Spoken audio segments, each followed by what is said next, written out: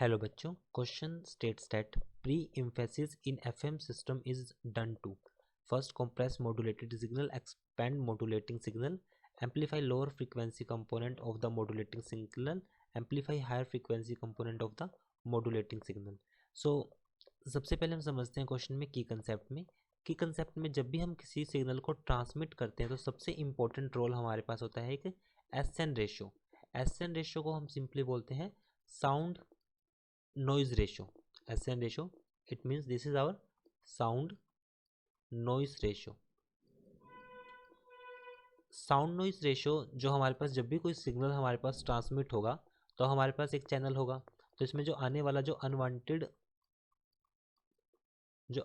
हमारे पास सिग्नल्स होते हैं that will act as a noise. तो हमारे पास ये आउटपुट मिलेगा और ये हमारे पास है एक इनपुट किसी भी एफएम सिग्नल के लिए. अब हम समझते हैं कि pre emphasis FM signal stand for frequency modulated signal.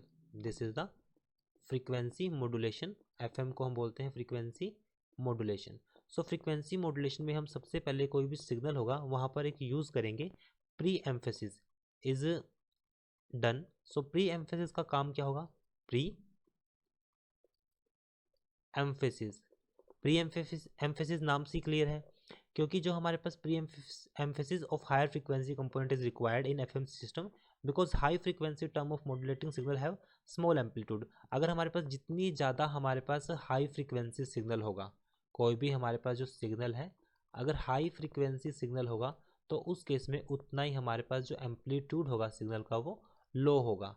High frequency low amplitude. High frequency होगा तो हमारे पास क्या हो जाएगा? लो एम्पलीट्यूड हो जाएगा. Therefore small power relative to low frequency term. तो इसका मतलब अगर एम्पलीट्यूड कम है, अगर किसी भी सिग्नल का एम्पलीट्यूड कम है तो उस केस में जो पावर होगी हमारे पास वो भी क्या हो जाएगी? लेस हो जाएगी. तो जो पावर होगी हमारे पास वो भी लेस हो जाएगी अगर एम्पलीट्यूड हमारे पास किसी भी सिग्नल का कम है. So it means these in frequency term have poor SN ratio at time noise में कम्प्लीटली मास्क. तो इस केस में हमारे पास जो आउटपुट सिग्नल होगा हमारे पास यहाँ से जो आउटपुट सिग्नल आएगा the reproduce programme at the output this high frequency term have low SN ratio. जो आउटपुट सिग्नल हमारे पास बनेगा अगर हम प्री एम्फेसिस यूज करेंगे so output signal have low और we can say poor SN ratio. जितनी ज़्यादा कम इम्प्योरिटी होगी जितनी कम नॉइस होगी सो नॉइस में भी कम्प्लीटली रिमूव्ड या mask the signal at this high frequency. So it is necessary to provide pre emphasis.